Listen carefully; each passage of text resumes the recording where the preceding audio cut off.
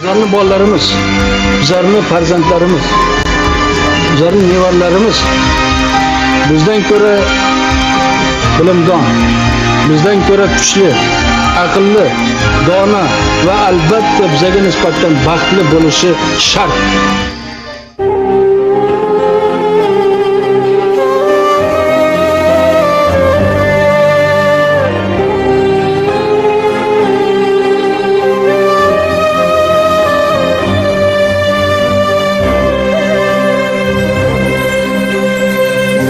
Baxtli bo'lsin bolam degan bobom edingiz, hech kimda yo'q tinch kunlarni